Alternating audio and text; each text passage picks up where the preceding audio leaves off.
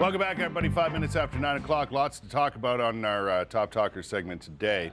What's more important to you? Is it the possibility of an LCBO strike, or Mike Duffy's issues on the Hill, or a combination of the two? Joining us this morning, Connie's here from Majic 100. How are you? I'm good. Alison's here from CFRA, as is Rick Gibbons. How are you?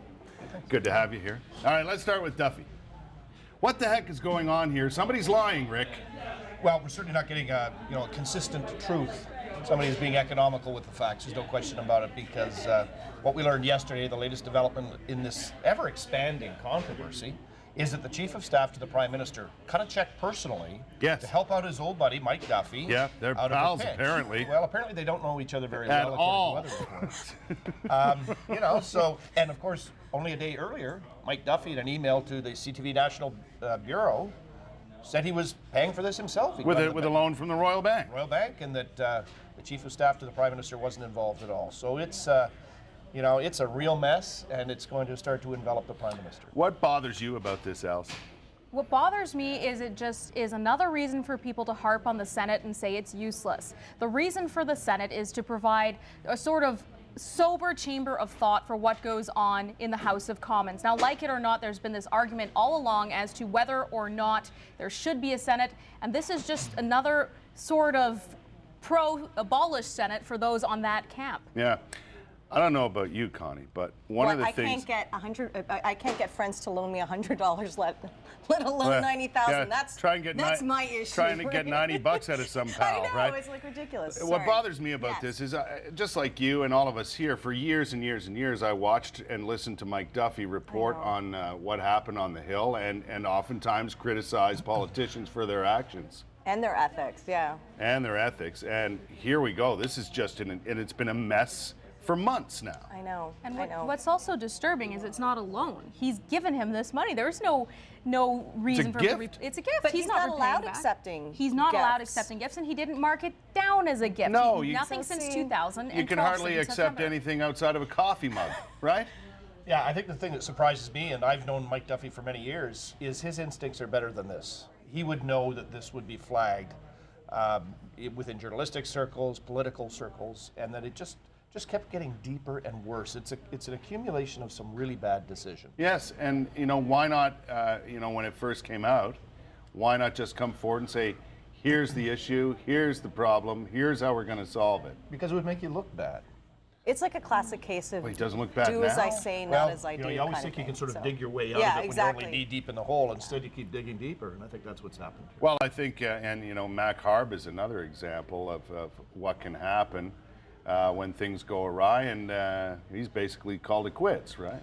Yeah, he's called it quits from the Liberal caucus, but he remains a senator. He continues to collect a paycheck, and he's hired a lawyer, and he's going to fight this. He thinks that he is entitled to declare a property as his primary residence that happens to be, 101 kilometers from Parliament Hill, thereby squeaking in under the wire, under what he thinks is a fair interpretation of the rules. I suppose if you examine the rules and you want to take advantage of the situation, this is what you do. I don't know, innocent until proven guilty, but seriously, it makes the Senate look even worse, like Alison pointed out, like even worse than it ever has.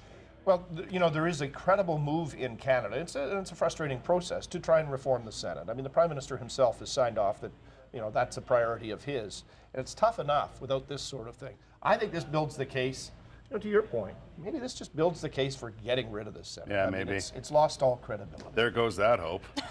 Right? No more media-type senators allowed in. That's all over with. LCBO strike, it's a good possibility this could happen tomorrow. I know. I have a husband at home with the man flu. I need the alcohol to get me through the weekend. This could present a big problem for people heading into a long weekend. We don't like this. What? We live in Ottawa. Go on strike. Let's go buy our booze in Quebec. I suppose. Yeah, I suppose we can go right across the beer stores are still open. We have to make choices in this world. or make your own wine. Yeah, I don't know about the whole idea of going out on strike for employees of the LCBO or any big corporation right now. I mean, you're taking your life in your own hands if you do that. Well, there's a real risk, particularly for the LCBO, because there's a lot of pressure to privatize it, get the Ontario government out of this particular monopoly, allow alcohol to be sold in corner stores, And if there was sympathy for the employees before this, it may be eroded somewhat by this strike. Yeah. I had sympathy until I read the story in more detail this morning and found out that full-time employees can make $54,000 a year. At the LCBO. They can, At the LCBO. But the real issue isn't that. It's that so many employees are part-time employees now, and they're being brought in on 2 and 3 and 4 hour shifts. And that's really the issue that they're staking this claim on, that they're prepared to go out on strike. They want more full-time employees and fewer full-time. Yeah, because they were saying that it can take up to 15 years for someone to actually become a full-time employee. Right. But you're not making Walmart wages either as a part-timer. They were No, making between $15 and $20 an hour. Yeah. That's Which right. is a decent. That's about time. Listen, Connie, if the need arises, I have a big truck, and we can go across. Done. Okay, we'll go You can for a look trip. after a lot of people in one fell swoop. Done. Deal. Thanks, panel. Appreciate it. 9/11. That's a look at Top Talkers and some of the issues around today.